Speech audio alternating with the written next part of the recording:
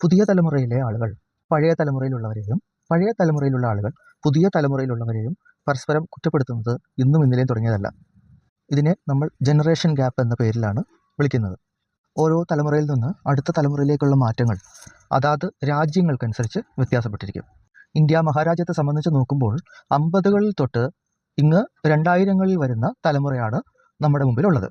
50 മുതൽ 80 വരെയുള്ള തലമുറകൾ കുറച്ച് പതുക്കെയൊക്കെയാണ് മുന്നോട്ട് പോയിട്ടുള്ളതെങ്കിൽ 80-ന് ശേഷം 90കളും 2000ങ്ങളും 2010-ഉം 2020-ഉം ഒക്കെ വളരെയധികം കുതിച്ചുചാട്ടമുള്ള ചേഞ്ചസാണ് തലമുറകളിൽ ഉണ്ടാക്കിയിരിക്കുന്നത്.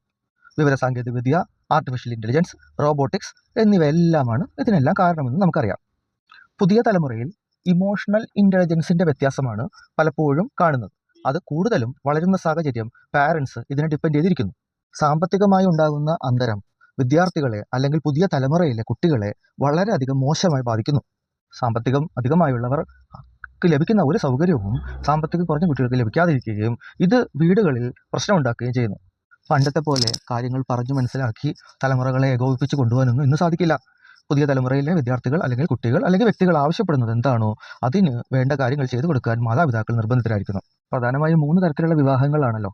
1 പ്രേമവിവാഹം, 2 അറേഞ്ച്ഡ് മാരേജ്, 3 എന്താണ് ലവ് കം അറേഞ്ച്ഡ് മാരേജ്. നിലവിലുള്ള സാഹചര്യത്തിൽ വളരെയധികം ആളുകൾ ചിന്തിക്കുന്നതും പരസ്പരം മനസ്സിലാക്കുന്നതുമായ കാര്യമാണ് ഡിവോഴ്സ് റേറ്റ് വളരെയധികം ക്രമാതീതമായി കൂടിയിട്ടുണ്ട്. പുതിയ തലമുറയിലെ കുട്ടികൾ പെട്രോൾ ഒഴിച്ച് പെൺകുട്ടികളെ കത്തിക്കുന്നത് മാത്രമേ ആളുകൾ പുറത്തു പറയുന്നുള്ളൂ. പക്ഷേ ഓരോ ദിവസത്തെയും കൊലപാതകങ്ങളും ആത്മഹത്യകളും നിങ്ങൾ എടുത്തു നോക്കിയേ. 80കളിലെയും 90കളിലെയും തലമുറ തന്നെയാണ് ഏറ്റവും കൂടുതലായി ഇന്ന് ആത്മഹത്യ ചെയ്യുന്നതും കൊലപാതകം ചെയ്യുന്നതും. അപ്പോൾ ഒറ്റയും തെറ്റയും തിരിഞ്ഞിട്ട് പുതിയ തലമുറയിലെ കുട്ടികൾ ചെയ്യുന്ന ചെറിയ കാര്യത്തെ ഇത്ര അങ്ങോട്ട് പ്രശ്നമാക്കേണ്ടതുണ്ടോ? അപ്പോൾ യഥാർത്ഥത്തിൽ ഇവിടെ 80കളിലെയും 90കളിലെയും തലമുറകൾക്കല്ലേ എന്തോ സംഭവിച്ചിട്ടുള്ളത്? അതെ, സത്യമാണ്. കാരണം 80കളിലെയും 90കളിലെ തലമുറകളിൽ നിന്ന് വ്യത്യസ്തമായി വളരെ അധികം മാറ്റത്തോടു കൂടിയ 2000, 2010, 2020 കാലഘട്ടത്തിലെ ടെക്നോളജി വളർന്നതോടുകൂടി 2020ലേക്കും 25ലേക്കും ഒക്കെ പറന്നു വരാനുള്ള ആഗ്രഹം ഏറ്റവും കൂടുതൽ കാണിക്കുന്നത് 80കളിലെയും 90കളിലെയും തലമുറകൾക്കാണ്. കാരണം അവർ നോക്കുമ്പോൾ അവർ മരണത്തോടെ എടുത്തുകൊണ്ടിരിക്കുന്നു. നിലവിലെ ഭക്ഷണ രീതി, പുതിയ പുതിയ അസുഖങ്ങൾ, ഇതെല്ലാം കാരണം എല്ലാവർക്കും ബുദ്ധിമുണ്ട്. ഇനി അധിക കാലമില്ല. ഇതുണ്ടാക്കുന്ന പ്രശ്നങ്ങളാണ് പ്രധാനമായും ആത്മഹത്യയിലേക്കും കൊലപാതകങ്ങളിലേക്കും കൂട്ട ആത്മഹത്യകളിലേക്കും കുടുംബ ആത്മഹത്യകളിലേക്കും ഒക്കെ വന്നു ചേരുന്നതിനുള്ള കാരണം. ഇനി ഇപ്പോഴത്തെ ഡിവോഴ്സ് റേറ്റ് ഒന്ന് നോക്കിയാലോ. ലവ് മാരേജിനാണോ അറേഞ്ച്ഡ് മാരേജിനാണോ ലവ് കം അറേഞ്ച്ഡ് മാരേജിനാണോ ഏറ്റവും കൂടുതൽ ഡിവോഴ്സ് വരുന്നത്? നിലവിലെ കണക്കുകൾ വെച്ച് നോക്കുകയാണെങ്കിൽ ഏറ്റവും കൂടുതൽ ഡിവോഴ്സ് വരുന്നത് അറേഞ്ച്ഡ് മാരേജിന് തന്നെയാണ്.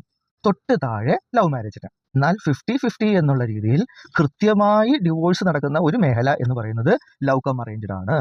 അതിൻ്റെ ശരിയായ കാരണം എന്തെന്ന് വെച്ചാൽ വിവാഹം പ്രേമിച്ച് നടക്കുമ്പോൾ വിവാഹത്തിൽ എപ്പോഴും വരനായാലും വധുവായാലും തൻ്റെ ഓപ്പോസിറ്റ് സൈഡ് പാർട്ട്ണറെ തൻ്റെ വീട്ടിൽ ഉയർത്തി കാണിക്കാനായിരിക്കും പരിശ്രമിക്കുക. അതിൻ്റെ ഫലമായി വളരെ പെട്ടെന്നൊന്നും ഡിവോഴ്സ് കേസ് ഫയൽ ചെയ്യാനോ തനിക്ക് ഇഷ്ടപ്പെട്ടില്ല എന്ന് പറയാനോ ഉള്ള ധൈര്യം കരസ്ഥമാക്കാൻ ഇവർക്ക് ബുദ്ധിമുട്ടാണ്.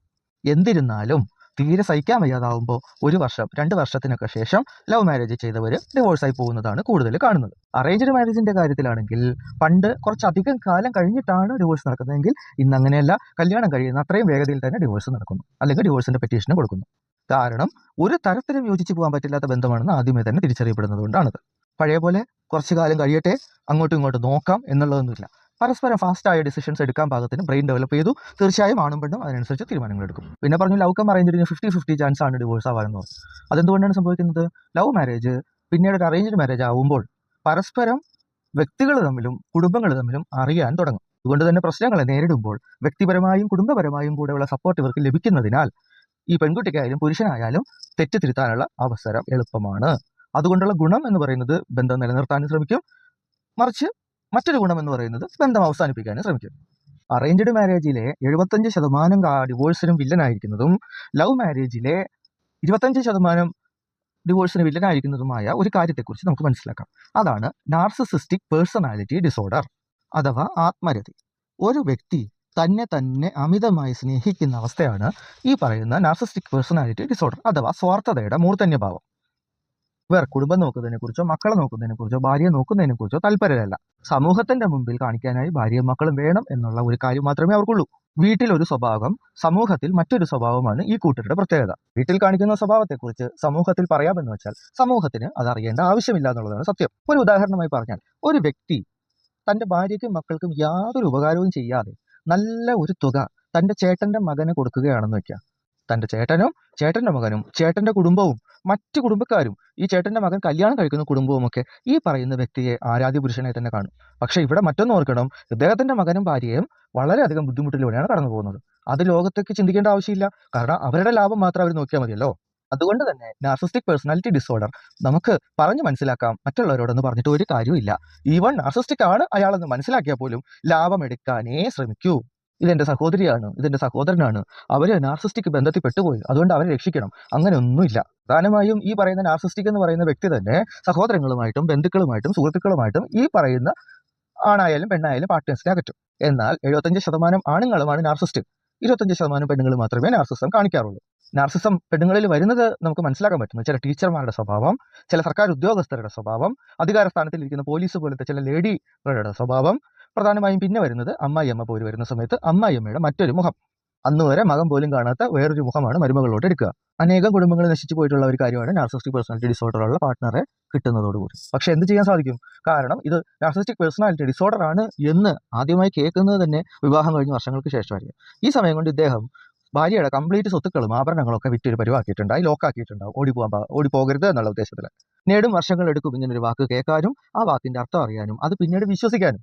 നിലവിൽ നാർസിസ്റ്റായ വ്യക്തികൾ മരണപ്പെട്ടതിന് ശേഷം ട്രോമ ബോണ്ടിങ് വിട്ടുപോകാത്ത ആളുകളുണ്ട്. കാരണം ഹീലിംഗ് ഇല്ലാതെ ഒരിക്കലും മനസ്സിന് സംഭവിച്ച ഈ ആഘാതം ഒരാളിൽ നിന്ന് വിട്ടുപോകില്ല. നാർസിസ്റ്റിക്കായ ഒരു വ്യക്തിയുടെ മകനായി ജീവിച്ചാൽ അത് ഒരു ശാപം പോലെ തന്നെയാണ്. അതായത് ആ വ്യക്തിയുടെ പഠനം, കഴിവ്, ബുദ്ധി ഒന്നും പ്രയോഗിക്കാൻ ഈ അച്ഛൻ സമ്മതിക്കില്ല. നാർസിസ്റ്റിന് വിവാഹം കഴിക്കേണ്ടി വന്ന പെൺകുട്ടികളുടെ അവസ്ഥയും അതിഭീകരം തന്നെ. വാക്കുകൊണ്ടും നോക്കുകൊണ്ടും പ്രവൃത്തി കൊണ്ടും ഇത്രയധികം നീചന്മാരായ ക്രൂരരുടെ കൂടെ ജീവിച്ച് ഇവരുടെ മനസ്സും ശരീരവും തളർന്ന് ഒരു പ്രേതമായി ആയിരിക്കും ഭൂമിയിൽ ജീവിക്കുന്നത്. ശരീരം ഉണ്ടോ എന്ന് ചോദിച്ചാൽ ശരീരമുണ്ട്, എന്നാൽ ആത്മാവ് മാത്രമേ ഉള്ളൂ.